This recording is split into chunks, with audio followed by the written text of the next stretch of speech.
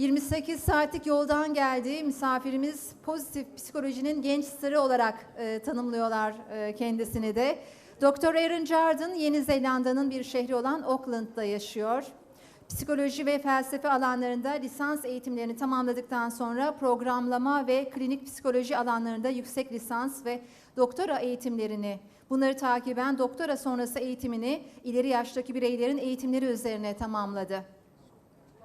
Halen Auckland Teknoloji Üniversitesi'nde öğretim görevlisi olarak çalışıyor. Çift zamanlı olarak Yeni Zelanda Pozitif Psikoloji Enstitüsü'nün de başkanlığını yürütüyor kendisi. Jarden, Uluslararası İyi Oluş çalışmasının önde gelen araştırmacılarından ve Uluslararası İyi Oluş dergisinin de editörlerindendir. Pozitif psikoloji alanında sayısız esere imza atarak alana büyük katkı sağlamıştır. Başlıca çalışma alanları mutluluk, yaşam doyumu, iş doyumu, ileri yaştaki bireylerin yaşam doyumu, öğrencilerin iyi oluşu ve mutluluk üzerinde etkili olan kültürel faktörlerdir. Evet, kısaca kendisi hakkında bilgi verdim. Şimdi kendisini davet etmek istiyorum. Buyurun.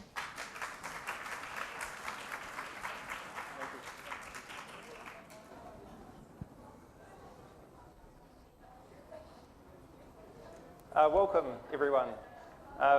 First of all, I'd really like to say thank you. Thank you for inviting me. Sorry. Thank you for inviting me. I'm very humble and happy to be here and share some thoughts and wisdom with you this morning. Obviously, a very big thank you to Typhon for inviting me and to the university for hosting this wonderful congress. So I really wanted to start today with a bit of a confession. When Typhon invited me, I was reading a lot at the time around the link between choice and well-being, and how giving people choice in their lives related to enabling them to be a little bit happier. So my original plan for this talk, as it was titled, The Past or the Future, was to ask the audience, would you rather I talk more about the past and the history of positive psychology, or would you rather I talk more about the future and where I see the field going? So that was my original plan, and as I was putting these talks together, it became quite obvious to me that I felt really, really passionate about the future of positive psychology and where it was going. So I ditched my original plan to give you a choice of what I would talk, and I've sculpted today's talk really about the history, the future of positive psychology, mainly because I felt I couldn't really stand up here and give a talk about the past and the history of positive psychology. It just wouldn't feel authentic to me if I felt so passionate about where it's going. So in one way I'm taking that choice away, but in another way I think it's going to make for a much more interesting talk. So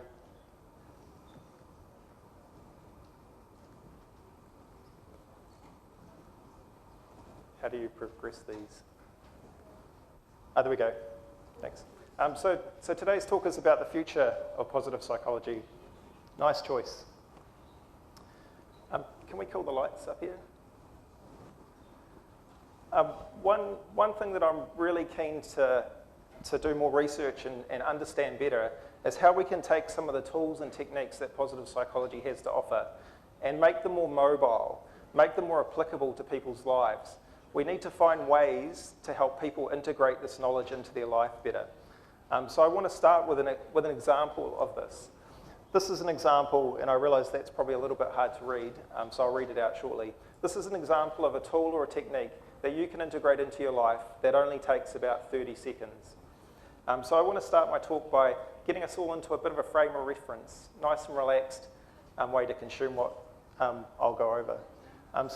So I call this technique the Geelong 3 breaths technique, or exercise, mainly because I pinched it off a guy named Justin Robinson at the Geelong Positive Psychology Centre.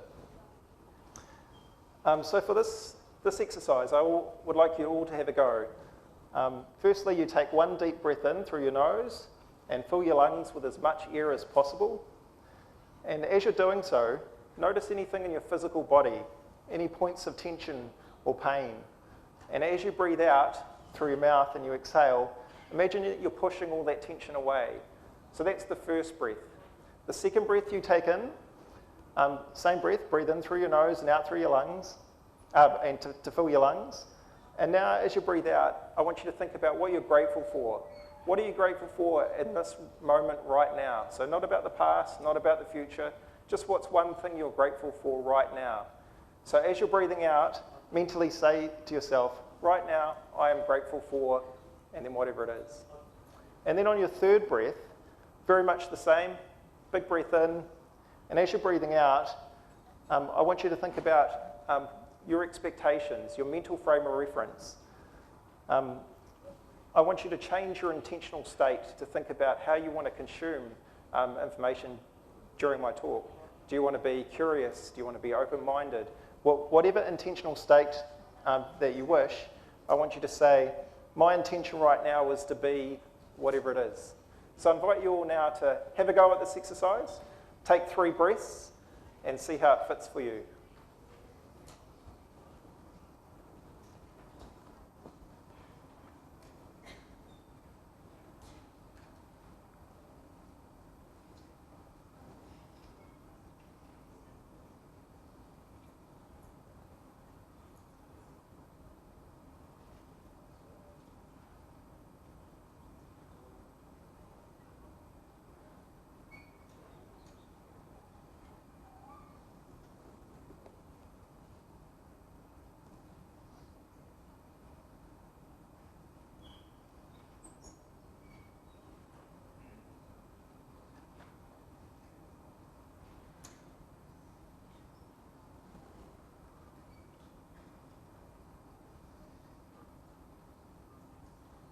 Okay, I think you've probably taken 3 breaths by now.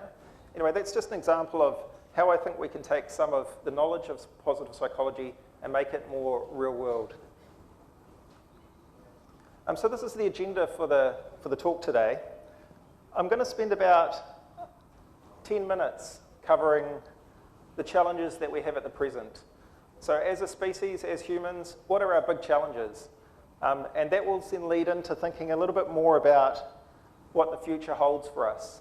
So I just really want to spend the first 10 minutes painting the scene before I start talking about how positive psychology can fit within the challenges that we've got at the present and where we might be going as a species. Most of the talk today will be about where positive psychology is going. So in other words, what is the future of positive psychology? And then once we get a bit clearer about what that may look like, we'll spend most of the time talking about how it's going to get there. And more specifically, who's going to take it there and exactly how are they going to take it there, along with when all this might happen. So that's the rough plan for the talk today. If there's any slide or anything that you see that you'd like to have access to, you can download them from my website already, so don't feel like you need to write anything down. So let's begin. This is us, Earth. We live here, and there's almost 7.5 billion of us. So as a context, we live on a small planet in the solar system, and there's an awful lot of us, humans. Now, the one thing that we do know is we're an incredibly diverse species, and I think this graphic here represents it quite well. We vary a lot, and we vary across many dimensions. There's different religions, there's different access to housing, there's different access to water. We're different in just about as many ways as we could possibly different. So as a species, we vary a lot. Now I think as a species on this planet, we have a number of really great challenges to overcome. The first one that I thought I'd highlight would be inequality. So rates of inequality are not only bad to start with, but they're increasing. And there are all different types of inequality which are bad. So there's gender inequality, racial inequality, political inequality, global inequality, social inequality, economic inequality, educational inequality, inequality in access to knowledge. Most of these types of inequality boil down to inequality of resources or inequality of opportunity to gain those resources. So I think this would be hard to contest or argue against, that the world is full of inequality, different types of inequality, and that inequality is bad. And there's particularly a link between types of inequality and well-being. But nonetheless, the point I'm making here is I'm saying we live in a world where inequality is a big, big problem, and it's only getting worse. The second big challenge I think we have as humans is one of increasing complexity. I think there's complexity in daily life. There's certainly complexity at work and the systems that we work in while we're working. And I've got here a nice conceptual overview of well-being at work. And you can just see in that one schematic image how complex the world of work can be if you're just looking at one facet, such as well-being at work. But it's not just work which is increasingly complex. It's our health, increasing rates of mental illness. Just to give you an example there, the original DSM, I think, was about 50 or 60 pages long, and the more recent edition, I think, is well over 500 pages. So with increased knowledge, I think, comes increased complexity. Complexity with our social lives and our systems. I think the refugee crisis here in Europe would be a really good example of a very complex problem, which is one reason why it hasn't had an easy solution. The dark web or the internet, I think is increasingly complex for a lot of people, such as crime fighters trying to unravel who's doing what online. Rocket science, obviously complex, but again, there's more computing power in your cell phone now than there was that took the original rocket to the moon. And I think a lot of this complexity really boils down to the pace and rate of change in society today. I think there's a good argument to be made that as humans, we are becoming the bottleneck in regards to moving forward. We're finding it really hard to deal with the complexity that this informational knowledge wave is throwing up. So that's the second big problem I think we have of the present. So we have problems with inequality, and we have increasing problems with complexity and how we can deal with that. The third big problem I think has to do with the Earth and how we treat it. So global warming, very popular topic. But regardless of whether you're a skeptic or not, or you think humans have a big impact on creating the Earth or impacting on global warming, I think the data is quite clear that humans' impact on the Earth is becoming quite problematic. We can see it in stats around air quality and pollution of the land. We have issues to do with population control, famine and food wastage, access to clean drinking water, the species which are directly dying as a result of human touch. What I've called recoding life, which is essentially us messing with Mother Nature, which could potentially lead to things like SARS and global epidemics. And then, of course, global peace, war and terrorism and countries and nation states getting along better. So I think when you look at the Earth from an outside perspective, it's quite easy to say, I think, that we have lots of big problems with, or lots of big challenges with how the Earth is going and whether it can sustain future generations. Then, of course, I think we have problems with bad fashion sense as well.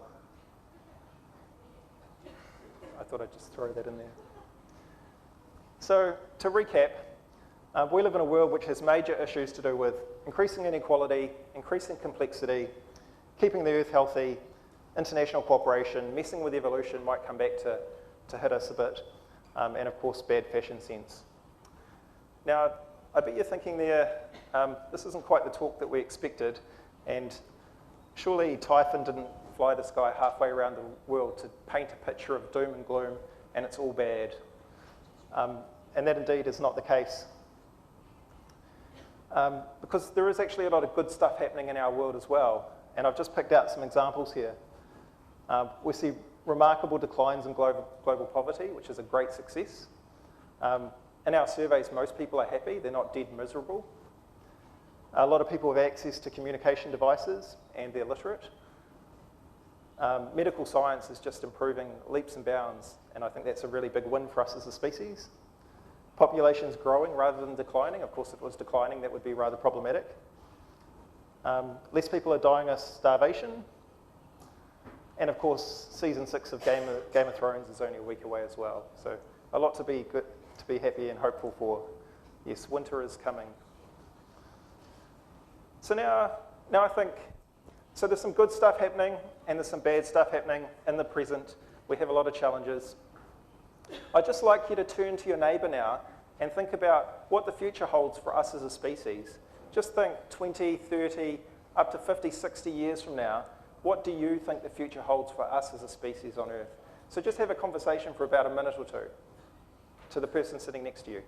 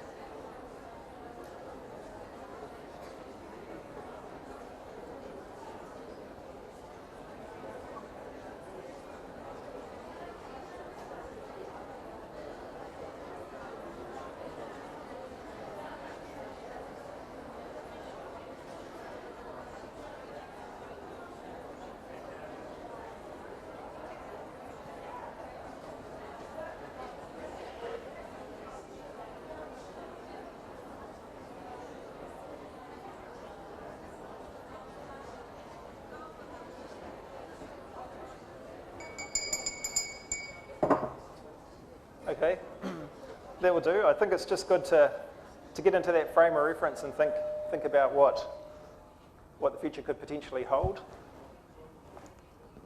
I see a future in which, I could have a personal robot, I could have a flying machine, I could have a beach house which lives on the beach. But this really is the future of the wealthy. It's not the future of everybody on Earth.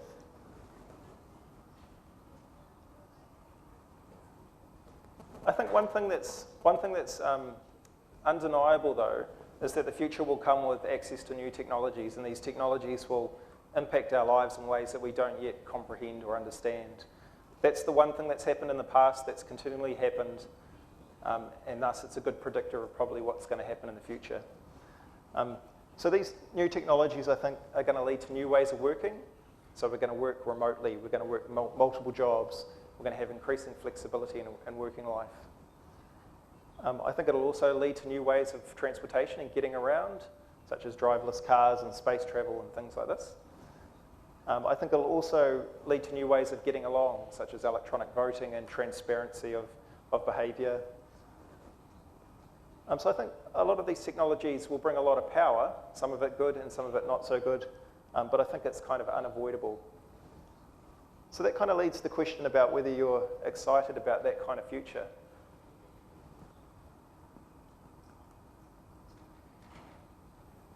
So I've really painted this context to get at this question here. Given what we can reasonably expect to happen in the future, what role can positive psychology play in shaping this future for a better? I mean, the conference theme is positive psychology for a better life. And a lot of what positive psychology aims to do is to make life better. So what role can positive psychology play, given the constraints of where we are and the challenges we have, of the likelihood that technologies and so forth will lead to a certain type of future which we can't escape? what role can we use positive psychology to influence this trajectory for a better? That's the question which I want to cover for the rest of the talk. So moving on to where is positive psychology going? I just want to take a minute for those that are here today where this might be your first positive psychology conference, where you might not know too much about positive psychology, and Typhon did a really good job of outlining the main tenets of it. So it's a science. It's aimed specifically at helping not just individuals, but also communities and organisations. So as a science, it's arguing straight up. It's going beyond the individual level, which psychology feels really comfortable within. And it's looking for different dissemination avenues, such as organisations and schools and so forth, to get the science out there to help create a better life. So that's the first point. The second point is really it's about expanding psychology's focus from repairing the negatives to also promoting the positives in life. So another way to think about that is it's not just about what's going wrong with people, it's really about what's going right. But it's equally about both, and it's knowing when to use which particular focus would be more helpful for the individual. So similar to how Typhon had a continuum from -8 to +8, I've got one there from -10 to +10, where traditional psychology has really helped those with severe mental illness get back to a life of normality, help them function in everyday life where, in order to get a diagnosis before a diagnosis of a mental condition, they've been impeded by such an extent that they haven't been able to function in life. So a lot of the goals of traditional psychology, counselling psychology, clinical psychology, was really to get the person back to a state where they could go about their business in daily life. But it never really was about helping the individual thrive and get the most out of life.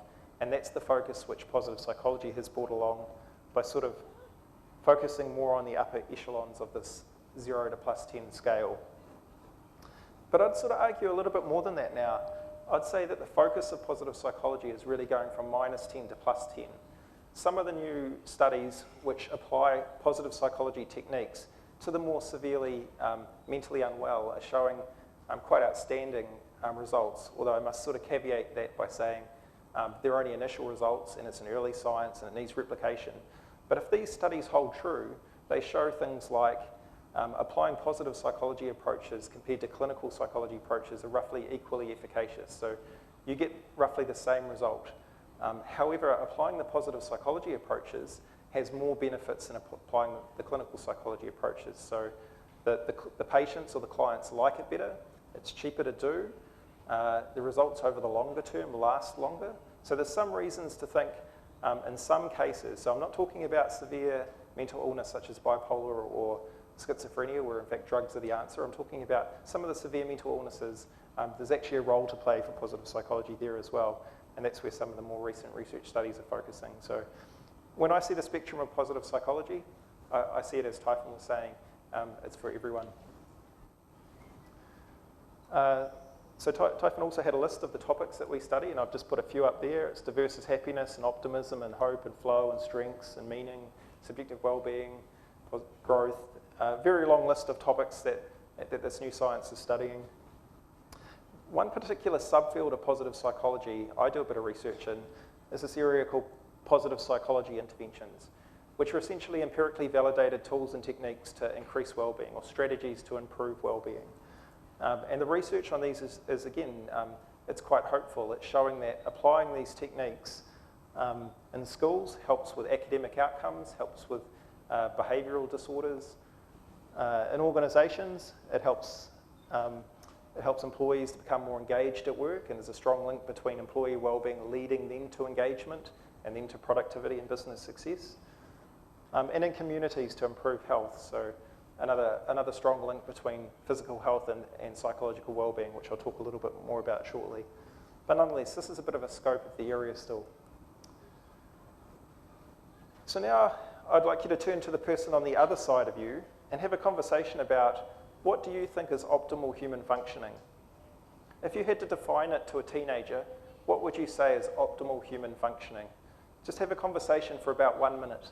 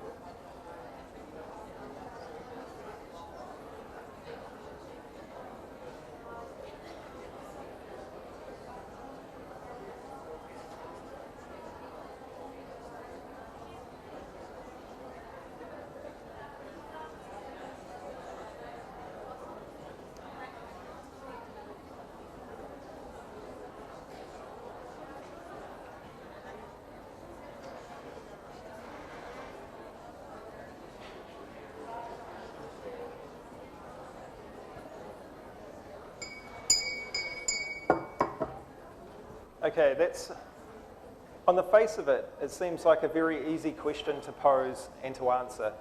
But in fact, it's an incredibly challenging question. And it's the question which most positive psychologists have been grappling with and dealing with since the field was founded. And there's no straight answer to it yet either. So I think it's a good example to have a go at. And I'll explain why in a couple of slides' time. This is my 4-year-old daughter about a week ago. I think a very good example of an optimally functioned human. In order to think about where positive psychology is going, I think it also pays to take heed of how it got to where it is to date. So just one slide here reflecting on the ancestral history of positive psychology. So I realise it'll be a bit hard to read the names down the bottom of the slide from the back there, but they're people like Buddha and Aristotle and Adam Smith, William James, Aaron Beck. The first thing that I take out of looking at this sort of picture of people that have influenced the development or the thinking within positive psychology is, in fact, they're not all psychologists. We've got Buddha, we've got philosopher Aristotle, we've got economist Adam Smith. We've got a range of different people here, and their knowledge has really built the foundation of positive psychology. So I think it's a mistake to think that positive psychology grew up within psychology. I think its influence came from many different fields, but all those fields had one thing in common, and that was they were interested in the good life. And particularly philosophers have had a lot to contribute there. The other thing I think is quite notable there is if you look at the psychologists within the picture, Aaron Beck invented cognitive behaviour therapy, almost the antithesis of positive psychology. So I think there's a range of helping professionals within psychology which have a lot to offer and have offered positive psychology to where it is at its current date. So I just think it's quite interesting to reflect on the past and take heed that multiple different disciplines have influenced the development of positive psychology, and even within psychology, many different subdomains and fields have influenced how it's developed. I think there's a bit of a misnomer, or there's a thinking out there that positive psychology just developed by positive psychologists, and I don't think that's true. Even Martin Seligman was a philosopher before he was a psychologist, for example. So I want to get more at now what is the purpose of positive psychology, because I think that also gets at where it's going as a field. So there's many ways that you could do this. I've picked out a few here today that I'll go over shortly. One is to ask Martin Seligman, the founder of the field of positive psychology. Another is to ask Chris Peterson, who sort of co-founded the field. Himself, Martin Seligman, and Mick Cayley Csikszentmihalyi regarded as the three people that put a lot of effort into founding the field. So Chris passed away a few years ago, but before he did, he wrote some thoughts about the future of positive psychology. Then I think asking the key influential people of today, the people that are really at the cutting edge of the science, what are their views on where the future is? I think it's important to ask them. Another way we can get at this is to look at the journal publications. What's actually being published? If we look at what's currently being published, that could give us some insight into what's likely to be published in the future or where the field's going. And then I've got 10 speculations myself about new areas where I can see positive psychology expanding into. So the first is to ask Martin Seligman. So he painted a broad definition of positive psychology, founded on the belief that people want to lead meaningful and fulfilling lives, to cultivate what is best within themselves and to enhance their experiences of work, love and play. So a very broad definition. But more recently, he's come out with what's often referred to as this moonshot goal for positive psychology. And that is that 51% of the world could be flourishing by 2051. So in essence, he's put a stake in the ground and said, this is what positive psychology should look to achieve, or it's at least one of the main things it should look to achieve. So before that, there wasn't really much of a goal. People didn't really know where the science was heading. It was still rather experimental. And of course, to date, many of the leading positive psychologies disagree with this goal. There's debates about how realistic it is and so forth. But nonetheless, it's a goal, it's something to move towards. Now, I also realise this will be a little bit hard to read, but what we've got here is essentially, that's his keys, Corey Keyes, Felicia Huppert and Timothy So, Ed Diener and Martin Seligman. So the four main conceptions of flourishing in the literature to date. So we have many different theorists who think flourishing, also related to what an optimal human being is. So that's one of our problems at the moment. If we're heading towards a world of 51% flourishing by 2051, we have to be very clear about what flourishing is. But how can we be clear about that if we look at the four main models of flourishing and they're different? So for example, the first thing you can notice about this list, it's a bit hard to read, is Martin Seligman has a theory of well-being called PERMA. And in that model, there's 5 elements which make up well-being. But if you look at these other models, they have a lot more elements. So essentially, these are recipe lists for what creates well-being, and the key theorists disagree about how many things should be in that recipe. That's the first problem. The second problem is they disagree on what the actual ingredients are. So again, a bit hard to see, but so I've color-coded it. That says positive relationships, and there's positive relationships there, and there, and there. So all 4 of these theorists agree that positive relationships are key to well-being. So that is in all 4 of these models, but other aspects like accomplishment is just in Martin Seligman's model. It's not on any of the others. And some of these other elements, like optimism, it's just in 2 out of the 4. So there's conceptual disagreement about what flourishing and what well-being is amongst the key theorists in our field. So this is a problem, and it's a problem which leads on to issues to do with measurement. So if we're to know that we've reached this goal of 51% of the world flourishing by 2051, how can we create measurement tools if all our main theories diverge?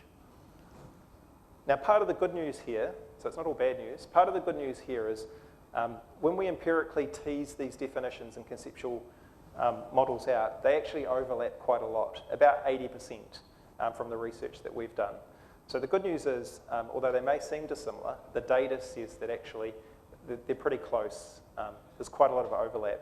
So I think part of our challenge now is to get that extra 20% nailed down. What we need is these key theorists debating conceptual definitions of well-being. I think that's the first step in moving forward.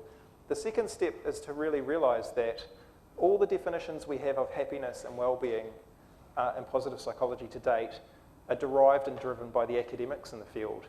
We know very, very little about the lay conception of happiness and well-being. In other words, I'd like to see a lot more emphasis in the research of asking the people in the street to define well-being and happiness, rather than asking the academics to define it based on previous models and knowledge. I think that is the way forward. I'll say a little bit more about that in a little while.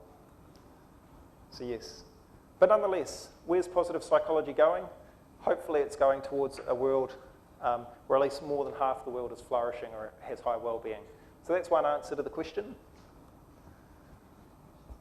Another answer is by the late Chris Peterson, who had a very, very big impact on positive psychology but passed away a couple of years ago.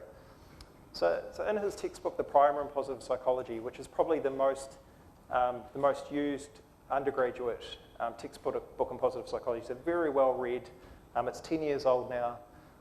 But it ended with a chapter called The Future of Positive Psychology, where Chris addressed this question specifically. Where did he see it going 10 years ago? And he said, well, firstly, he thought that positive psychology would fuse within the domain of psychology itself. So there's been a bit of argument amongst the field about whether positive psychology should be its own field in itself, or really whether, if success meant that it sort of just diffused and died out because it was partly inherent in the way psychology went about its business. So we're still too early to tell which way that's going to go. But what we can tell is, or what I see is, psychology departments around the world infusing positive psychology into introductory psychology courses, into social psychology courses, into health psychology courses. So we see the psychologists in their domain of psychology wanting to infuse and learn from positive psychology and to see what it offers their particular discipline. So I think that's a good thing. So in a way, I see it being infused. What we see a little bit less of, though, is psychology departments creating courses in positive psychology per se. So I think they're sort of hedging the bets, infusing positive psychology, but I think as a discipline and as standalone courses and qualifications, that's only just starting to happen now. So I think he was right in his first prediction. It will fuse into positive psychology, but I think it will take an awful long time to do that. Another one was that the negatives will always be appealing, so this kind of negativity bias that we have, built with strong evolutionary roots that we have, it's going to be hard to get around that. So he was sort of forewarning that, and I think that's certainly been right in the way that the media has engaged with positive psychology. They're traditionally really focused on the negative aspects of stories because it draws us in, but that's been one of the challenges. He thought there'd be clarity over hedonic set points. I think some of the research is getting towards that as well. The components of the good life exist in degrees. This is a bit like saying those recipe lists for what builds well-being will be slightly different for everybody. So there is no sort of one answer, one cookie-cutter answer to what will increase everyone's well-being. And that will vary tremendously by culture as well. Better longitudinal studies are needed. So 10 years ago, he was sort of highlighting the fact that, in fact, we need to know more than just what is associated or related to what, but we need to unpack what's actually causing change in the world, what's causing people to be more or less happy. And I think we've started to set up some better longitudinal studies there. We need to know a lot more about how interventions will generalise and scale. So at the moment, we know very, very, very little about that. We know, and I'll say a little bit more about this later, we know about efficacy. We know the answer to the question, does it work in a very controlled environment? What we don't know is about effectiveness, how it will work in the real world. But I'll say some more about this shortly. He thought happy pills like oxytocin and dopamine pills were only a matter of time, so we'll wait and see on that.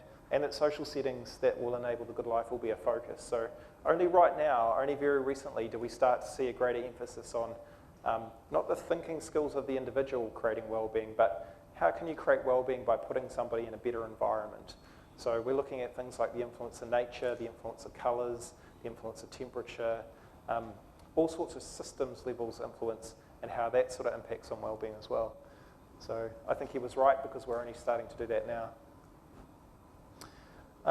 If you're particularly interested in the topic of this talk, the future of positive psychology, there's a whole book essentially on it called Designing Positive Psychology by Ken Sheldon and Mike Steger and Todd Kashdan, which directly addresses this area. So I just sort of put this up here to, if you want to take away from this talk and go and learn some more about where positive psychology might be going, this textbook, Designing Positive Psychology, is definitely the next thing to read.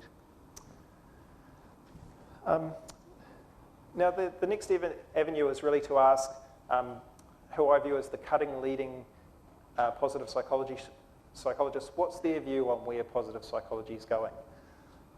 So just raise your hand if you're familiar with this book series called Positive Psychology on Positive Psychologists. So a few people, yep. I understand it may be available in Turkish sometime soon. But essentially what we did in this book series was go away, we interviewed 44 of the leading positive psychologists. And in these interviews, they lasted about 20 to 30 minutes. And we asked them all sorts of questions about what they thought positive psychology was, what their research was researching. But we always ended these interviews with a little bit of an investigation of where they thought positive psychology was going in the future. So in essence, it's a really good treasure trove of insight into where a lot of the leading theorists and practitioners thought positive psychology was going. So I've just sort of picked out a few names from each of these books just to demonstrate the kind of people that gave their knowledge about where positive psychology is going. So in going back and looking at these 44 interviews and looking specifically at what they were suggesting about where it was going, I thought I'd see if I can pick up some themes. The first was just about everyone influenced the importance of interdisciplinary collaboration. There was a great worry that, in a way, positive psychology would spend a lot of time reinventing the wheel when, in fact, other disciplines had spent a lot of time already investigating various aspects of well-being, and we could learn a lot from those disciplines. So that was the first thing that came through pretty strong, is there's a lot already there that we don't need to do. The second real concern was about training the young scientists in positive psychology. So one of the key differentiating features of positive psychology is a very heavy reliance on the quality of the science which underpins it. It's one of the things that sort of makes it different from from humanistic psychology and other approaches in the past. So if that science is really important, a lot of these leading practitioners and theorists were really concerned about how we're going to train the up-and-coming scientists who want to study the good life and make sure that their training is of a very high quality, but also that, that they were funded well. So there was a funding stream there to do more good quality research in positive psychology. So the message that this book series was picking up very clearly was we needed to put more effort into having a plan about how to create good science over the longer term. And now, of course, they all thought there'd be various new hot topics within positive psychology: psychological flexibility, positive parenting, time perspective. The list went on, and that's always a really good thing to see. One of the other caveats they had was a concern that some topics within positive psychology were dominating the landscape. So things like strengths and positive emotions at the expense of some other things that positive psychology had to offer. So quite a few of them were making the point that it seems to be a little bit imbalanced at the moment. So that were some themes that I was picking up rereading these interviews about, some concerns about where these leading theorists thought the field going that I thought were quite valid. Now, if you look at the publication history in positive psychology, as Typhon was saying it before, we have many new dissemination avenues, many new journals to get the science out there. And if you look at what's being published, you see a lot being published around happiness and positive emotions, and in particular the broaden and build theory, Barbara Fredrickson's theory of positive emotions. You see a lot around strengths and positive psychology interventions. So in a way, I think we have a very strong, solid scientific empirical base in those areas. In the other areas of positive psychology, which are coming on, there's just not as much research yet.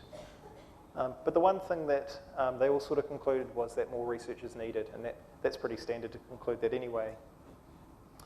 The rate of publications is also growing exponentially, to the extent where positive psychology specific publications account now for about 6 to 7% of all publications within psychology. So it's a very big number.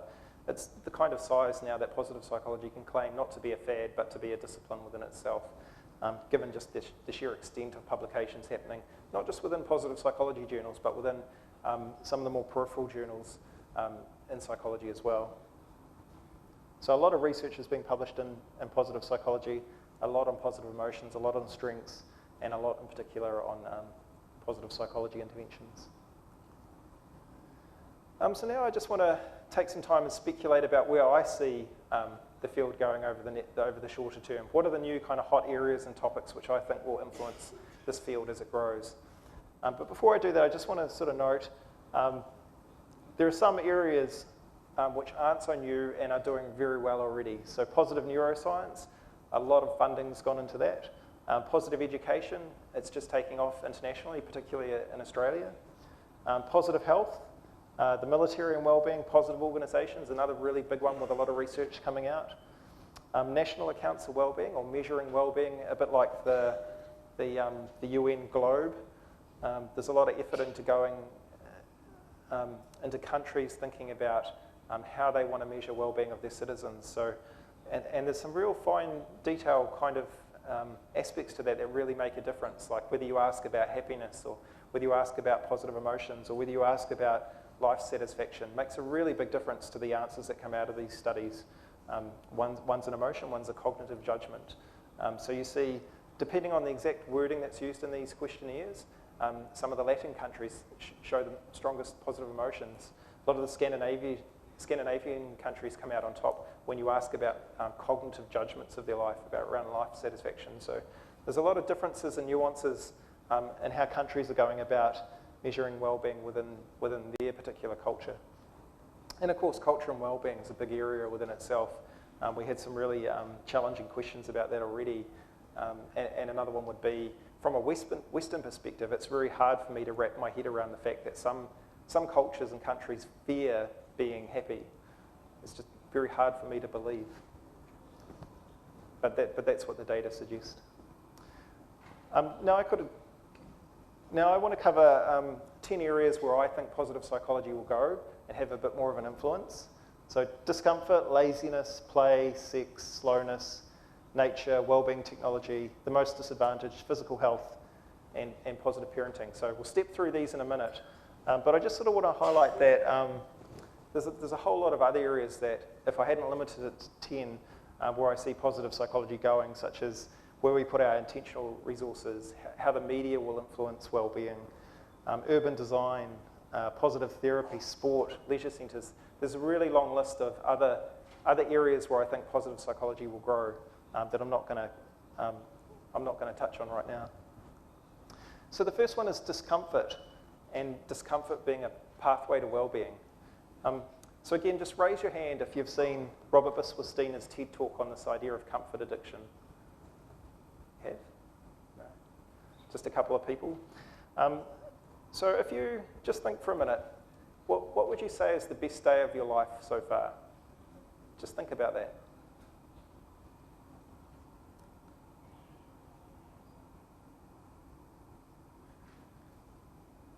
Chances are, and tell me if I'm wrong, that the best day of your life probably included an element of discomfort, and probably more than just an element, probably quite a bit of discomfort.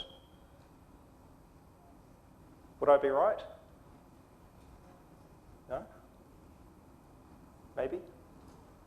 So when I think of one of the best days of my life, I was in New Zealand and I was going for a tramp, and it's an 8-hour walk, so a very long tramp over a very big mountain range.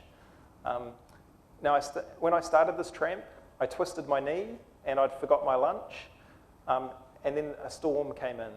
So over this tramp, I was hungry, I was in pain, I was tired, I was wet, I had a lot of discomfort, but it was one of the best days of my life. It was a great tramp.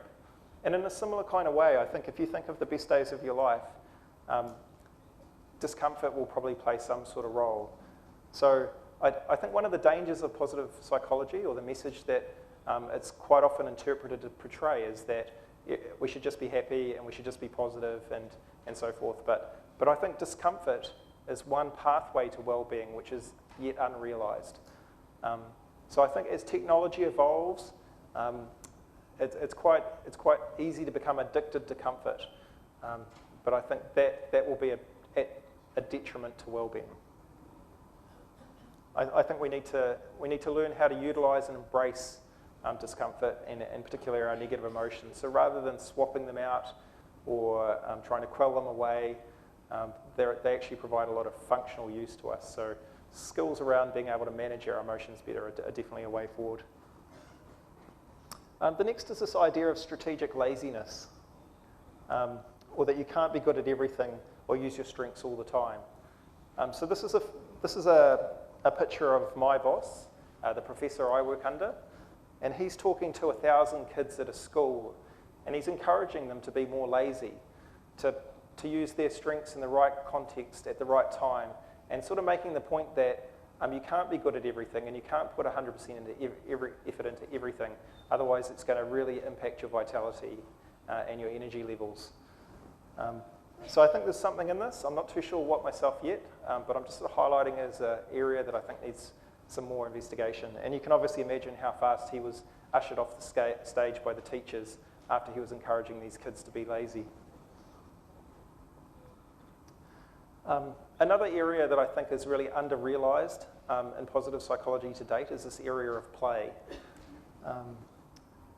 So I think kids are really good at play. They naturally play, but as we hit teenage years and grow into adults and begin working, I think play is really drummed out of us. But it's a great link and avenue to well-being.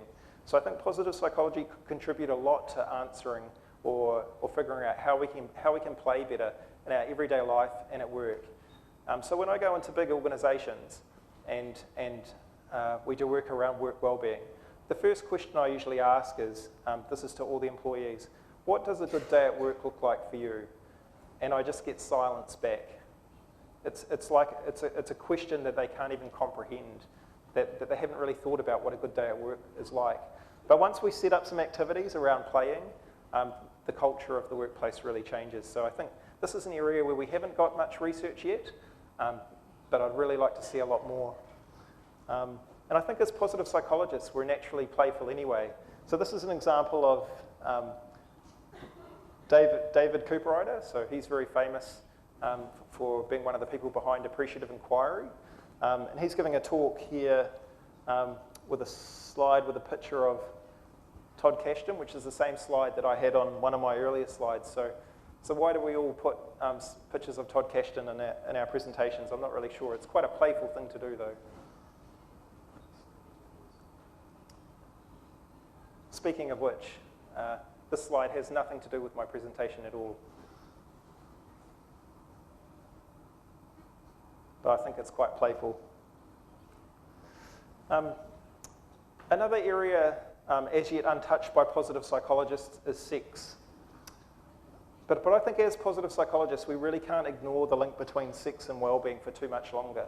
In psychology, traditionally, it's been the avenue of the social psychologists, and they've done a lot of good studies there. But I think as positive psychologists, what we do know a lot about and what we have become to be able to do really well is measure pleasure and measure well-being. So I'd really like to see the social psychologists and the positive psychologists get together better and create some better studies around the link between the importance of sexual health and sexual life on well-being as a whole. So that's something that you won't find hardly any studies on to date, but it's an area that I'm just picking for future development. And obviously, I'm not gonna play a video on sex because again, Typhon didn't fly me halfway around the world to play a video on sex. The next area is slowness. So I want you to do an experiment now. I want you to stand up and take a stretch, but I want you to stretch 50% slower than you usually would. So like you're walking on the moon, kind of a slow stretch. Stand up.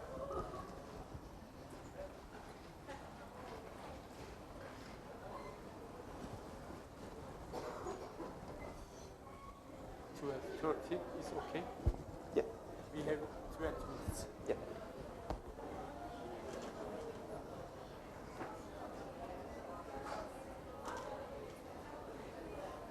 And sit down after you've stretched. Yeah, you can sit down.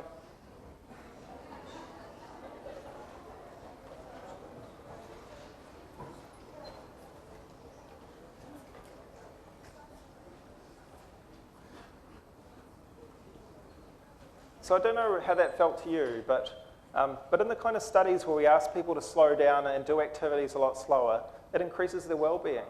So slow walking, there's a whole slow movement, but I think there's a really unrealised link between slowness and well-being that we don't have enough good quality studies on just yet. So it's one link that I'd like to see more research in, because I think in the increasingly hectic, busy life, especially in big cities, slowness, I think, is one unrealised pathway to well-being. But I think it's just not slowness as well. Some of the research studies I'm looking to set up at the moment have not just to do with slowness, but actually stopping stuff and doing less. So simplifying your life. And the reason I'm looking to do that is, if you look at positive psychological interventions, and these are things like asking people to use their strengths more, asking them to write down good things which are happening, whatever they are, they're always asking somebody to do something more in their life. They're adding things to somebody's life. I really want to know what's the impacts on well-being of taking things away from somebody's life. So cutting down on the amount of activities they're doing, their to-do list, their priorities, or even the amount of friends that they're involved with. So I think there's a lot to be said for simplifying your life and the links that has to well-being, but we just don't have any empirical data to back that up just yet. So I think that's the first point. And I think the second point is, if you ask people that start using these positive psychology interventions or these strategies to increase their well-being, you generally get the answer of, I tried it, it worked, my happiness or well-being increased, I kept trying it, and then I stopped it. And you say, well, why did you stop it? And they always say, life just got too busy. So I think there's a lot of effort, there'll be a lot of benefit if we can create a better environment to deliver these positive psychology interventions so that they could last over the longer term. And a great book, if you haven't heard of it, is In Praise of Slowness by Carl Horney. Another area yet unrealised, I think, is nature and well-being. I think we're kind of evolutionary hard-coded to gain the benefits of nature. And more recently, there have been a couple of very good meta-analysis out looking at the links between the impact that nature can have on our psychological well-being.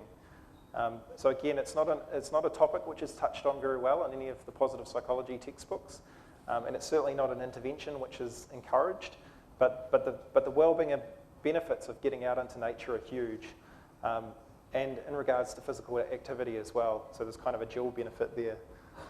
So these are studies looking at things like the impacts that plants can have in office environments, or even just being able to see outside, or living in a community with access to a park and so forth. So I'm just sort of highlighting this as an area where I think it's unrealised yet, but I'd love to see us as positive psychologists utilising this link more.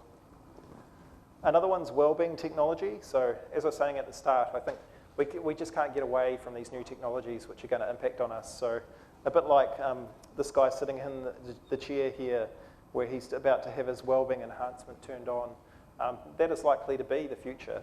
So I think we need to get on board with those entrepreneurs and the people in technology to see if we can deliver our message and our knowledge and our interventions using scalable technology better.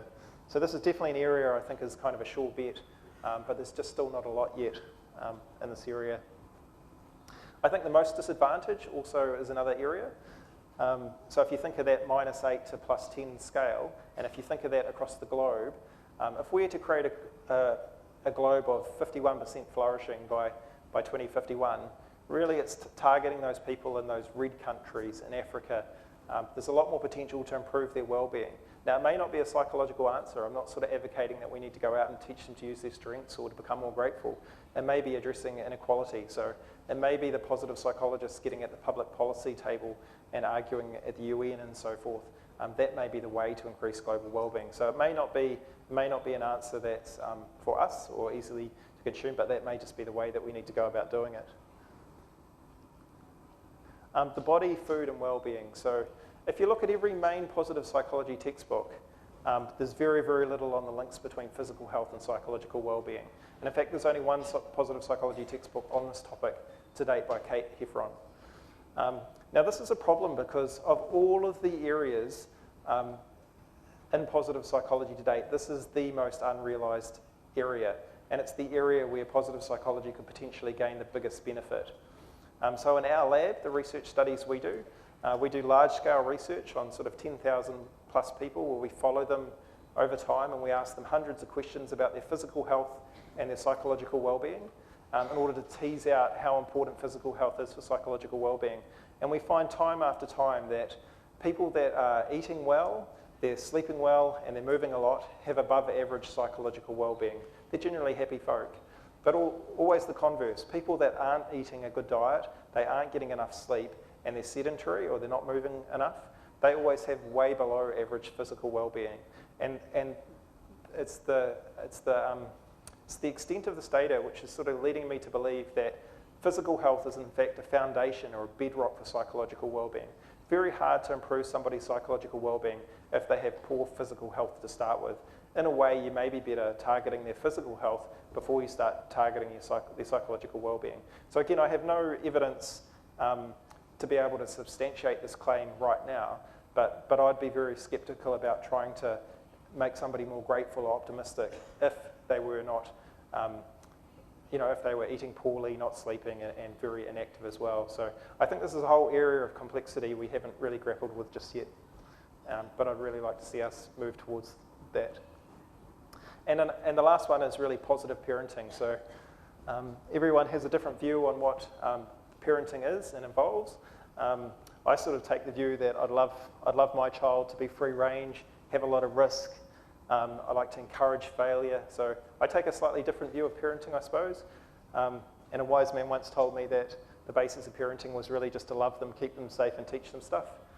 But nonetheless, I'm just sort of pointing out here that positive psychology hasn't really had much to say about how we can take the skills of well-being and knowledge of flourishing and apply that to a process of parenting. So I think it's one area which will come online and have more of an impact. And in that regard, Professor Lee Waters has the first positive parenting book coming out at the end of this year, which I think will be very good. So in summary, those are some areas where I see positive psychology will start to have more of an impact over the next few years. So I think we'll see more research around comfort addiction, around strategic laziness and strengths, play, sex, slowness, nature, wellbeing, technology, the most disadvantaged, and physical health and wellbeing and positive parenting. So that's just my view on where I see positive psychology spreading some of its tentacles. So now, how is it going to get there? So now this is just my view or my recipe of how I think it can get there. I think we need to simplify our message, have better studies, start a movement, teach it better, focus on disseminating our message, tailor our wellbeing interventions better, have a more collaborative plan, address the critics, become entrepreneurial, and make some friends. So I'll quickly just step through these. Simplify our message. So that's when I used to go to organisations, I used to turn up with our evidence base and some conceptual maps. Now I sort of just turn up with a very simple message. In an organisation, you can explain things at a me, we, and us level. So me level is things that the employees can do by themselves to increase their wellbeing. They can do a strengths program or a mindfulness program. Well, there's things that they can do at the we level. So they can do job crafting with their manager, or they could do some communication skills with their team. Or at the us level, it's things that the whole of the organisation can do. So they can invest in wellbeing. They can have a wellbeing framework which fits their organisation better. Or they could look at their policies in regards to the impacts on wellbeing. But giving this message in this framework is much easier than giving the message in this framework. So I think across the range of positive psychology, there's a range of messages that we put out there. I think that could be increasingly simplified. If we want to make a bigger impact, we need to focus on simplifying our message. The second is better studies. So we need more complex studies. We need to look beyond just collecting self-report data, collecting observational data, collecting hard data, biological markers, better behavioural data, most importantly some time series or longitudinal data, to not just unpick what's associated with what, but what's causing what. Because what's causing what is really what the people that are going to fund positive psychology are after. So the policy analysts and the government funders and even the big private funders want to know more than just associations. They want to know if they invest in your tool or technique or strategy, what's that likely to change, not what's that associated with. So we need better studies, better research studies. We need to start a movement beyond academia. And for this, I've got a short 3-minute video to play. If you could play it, and hopefully the translator can translate it.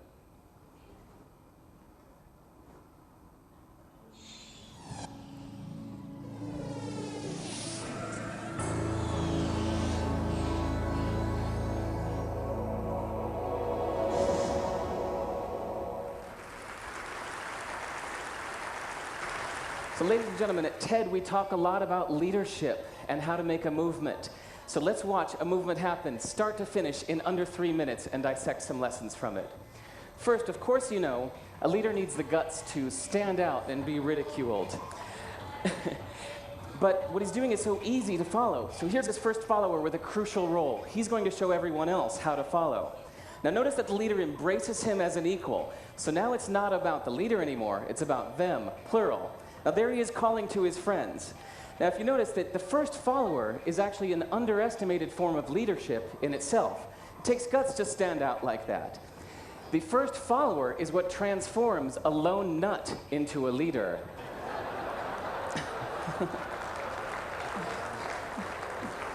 And here comes a second follower.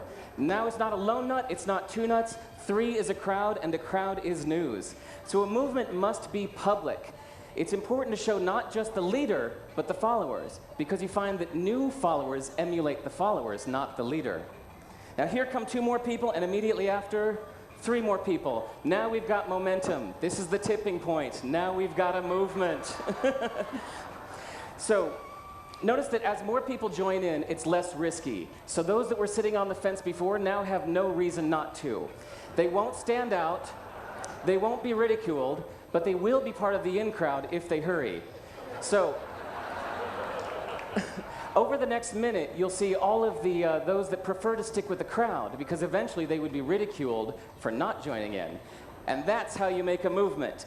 But let's recap some lessons from this.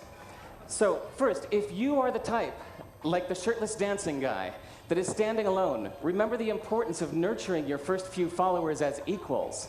So it's clearly about the movement, not you. Okay, but we might have missed the real lesson here. The biggest lesson, if you noticed, did you catch it? Is that leadership is over-glorified. That yes, it was the shirtless guy was first, and he'll get all the credit, but it was really the first follower that transformed the lone nut into a leader. So as we're told that we should all be leaders, that would be really ineffective. If you really care about starting a movement, have the courage to follow and show others how to follow. And when you find a lone nut doing something great, have the guts to be the first one to stand up and join in. And what a perfect place to do that, TED. Thanks. Okay, thanks.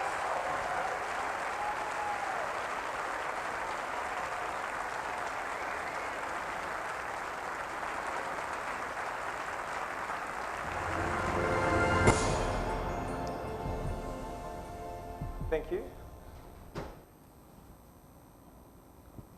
And back to the slides. So I think we could focus more on how we take positive psychology as a movement beyond psychology and out of academia and into the real world. So I think that's one thing that we haven't thought too much about yet. So if we're to get there, I think we need to figure out how we can create a movement beyond the passion which is just within academia and within psychology at the moment. The second is to, actually can you turn the lights? Yeah, is focus more on how we teach it. So it's great to understand that it's developing here and it's developing all around the world, but I think the more places we can develop qualifications and courses in positive psychology, the better, whilst focusing on making sure that the quality of that teaching is really high as well. So I think we're going to get there if we can expand the locations that we're going to teach it in and how we're going to teach it and the levels we're going to teach it. Another is to focus on better dissemination, so using social media, using schools and organisations in particular, because they're key avenues of a captive audience, so to speak, of which we can monitor and measure and evaluate and disseminate a lot of these wellbeing tools as well. So in regards to making a big impact, they're two really key areas to focus on. And public policy as well. So any change in public policy with a wellbeing lens can have a really big impact. So there are four kind of places in particular where I think once we have, and we're very certain about the science, that we can roll it out. Another is how we tailor our wellbeing interventions. So this is an area which I spend a lot of time thinking about and working in. The first is to recognise that really there are no one-size-fits-all interventions. So there are some sort of findings, like increasing the quality of your positive relationships will work for just about everybody. If you take somebody and improve their relationships, they'll be slightly happier. There are other things within positive psychology, like mindfulness. If you make some people more mindful, you can actually decrease their well-being, depending on the state that they were in to start with. Or some people, you'll just have no effect. So I think we're at the stage where we're sort of teasing out the impacts of our different psychological interventions and figuring out that there really is no sort of one-size-fits-all. I think we could do a lot more on making them more fun and interactive and being more authentic in how we deliver them. We haven't really touched at group-based learning yet, so it's very much one-on-one. So I think that's unrealised. And also the supportive environments for change, so resourcing change, whether that be from the organisation or the school or the university or whatnot. But I think we can do better there. Evaluation is definitely a key, I think, to delivering these positive psychological interventions. So taking good measures before, during, and after, and over the longer term. At the moment, we have very little idea about how long these positive psychology interventions work. And in fact, the best research is really only up to post 1 year, but we need to know an awful lot longer. In a similar kind of way of when China looks at its policy, it looks in the future to its impact on 7 generations, not very short term. I think in a similar way, positive psychology should think about the interventions that it's developing and not just sort of increasing wellbeing now in the moment, but thinking about how can the interventions we develop increase wellbeing over the lifespan of an individual, but also within their family context and so forth. Efficacy versus effectiveness. So as I said before, we've done most of the research to date teasing out whether these interventions are effective or not. Do they work? But we have very little information about how they work in the real world, so how much they cost, what kind of quality of person is needed to deliver it, how long will they last, all these kinds of questions which the policy analysts and the people in government or the funders of positive psychology need to know for us to scale this up. We don't have those answers yet, and that's to do with the quality of the research and the reporting that we've set up. We need to standardise our reporting frameworks specifically around effectiveness if we're to overcome that one. Then I think there's an issue about selling false hope. So again, these things don't work for everybody just yet. We don't know a lot of these answers. So I think there's a bit of a danger of going into organisations and saying we're all moving towards well-being and it's going to be a happy environment. Because I think for a lot of people that may be the case, but for some people maybe not. So I think there's a danger there. And I think we haven't really even touched the beginning of how we supercharge these interventions. And by that I mean we're asking people to do one specific thing in one specific context, but there are many pathways to well-being. I think you can do activities which tap different pathways to well-being, and we haven't really explored how we can supercharge these activities. So these are things like not just going for a walk, but going for a walk slowly with a friend whilst savouring. So compounding these activities is what I mean by supercharging them. I'm just going to skip over this slide because we're running out of time. I think we definitely need a more collaborative plan as a discipline. So I think we need everyone in the room, as David Cooperwright is apt to saying. I think the leading positive psychologists haven't really engaged the full positive psychology community just yet about what our plan is for the future of positive psychology. And I hope that changes. But I'm just saying that's where I think we are. It's a bit like saying, if you ask anybody, what is the plan for positive psychology and how transparent is that? Like, where is it? I think you get a different answer in Europe, a different answer in America, and a different answer in Australia. So I don't think everyone's on the same page in regards to where it's potentially going. So I think this is something that we need to address. We also need to sort of realise that all change is stressful. So there are going to be some bumps in the road, but I don't think there's no reason for not doing it.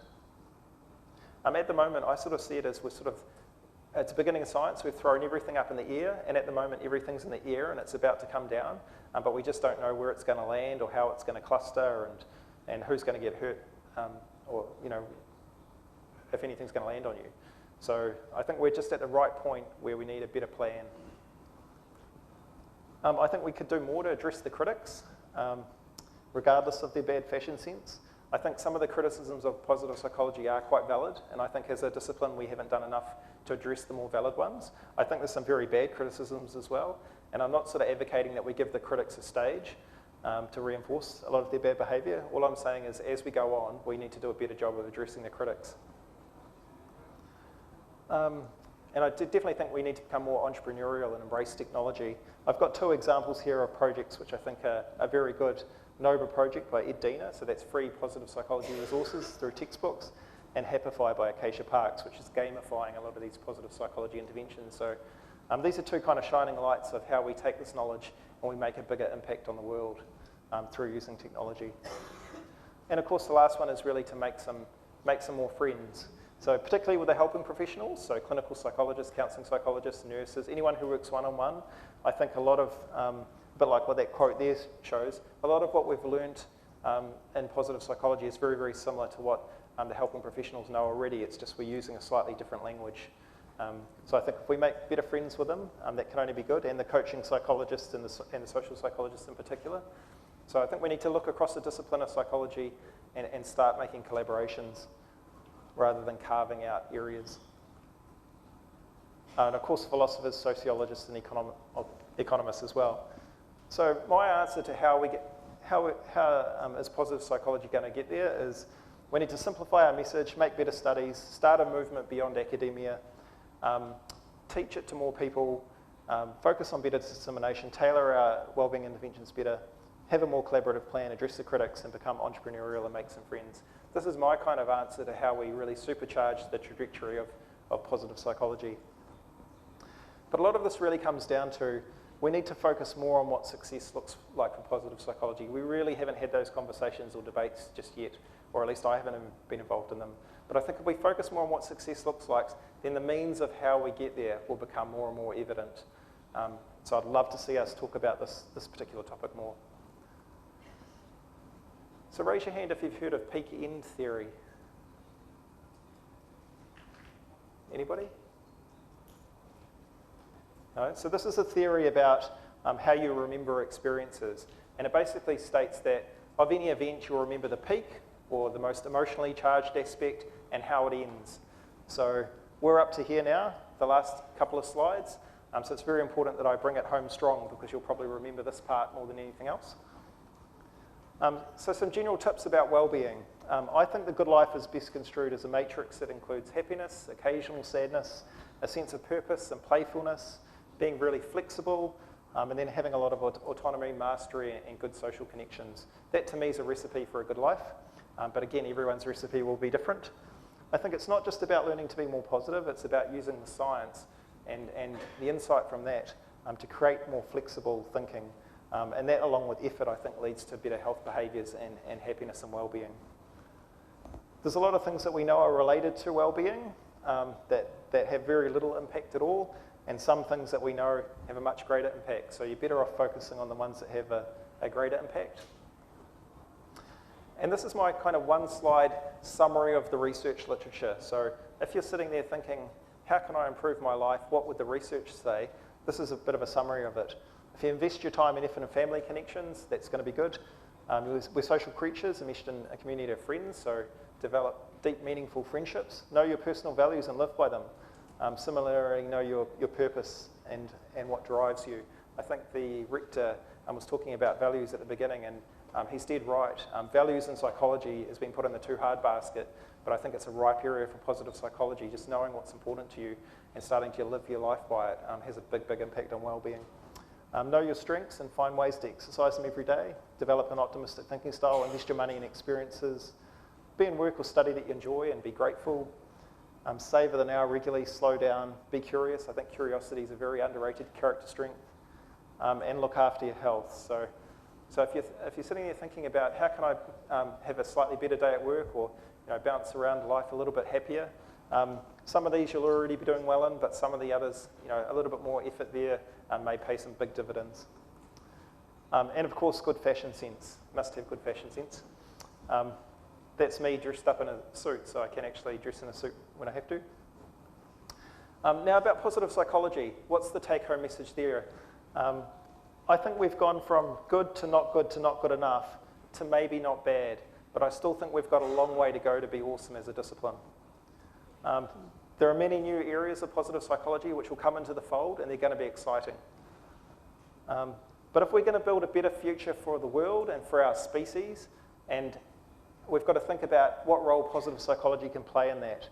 And I say that for positive psychology to have a better trajectory, we've got to simplify our message, design better studies, teach it more widely, go beyond academia, focus on how we disseminate our message, tailor our interventions better, man up to the critics, embrace technology, make some more friends. I think this is a very good way to make a bigger impact than we would if we did nothing. So that's kind of my answer. So let's think big, let's be bold, let's be creative, be authentic, but most of all, let's focus on collaborating. I think, sure, there's going to be problems along the way, just as a species we've got challenges with Earth and whatnot, but I think there's a lot on the horizon to be optimistic and hopeful for, both for humans and for positive psychology. So by now, you've really enjoyed this keynote and you're happy as Scarlett Johansson there. So thank you for your attention.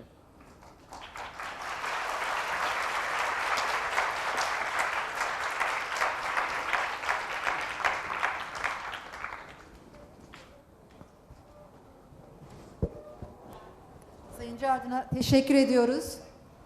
Kendini bırakmıyoruz. Lütfen sizi böyle alabilir miyiz? Bir plaket takdimimiz olacak size. Buyurun. Ve plaketlerini takdim etmek üzere 1.Avrasya Pozitif Psikoloji Kongresi Başkanı Doçent Doktor Sayın Tayfun Doğan'ı davet ediyorum. Buyurun lütfen. Siz de böyle.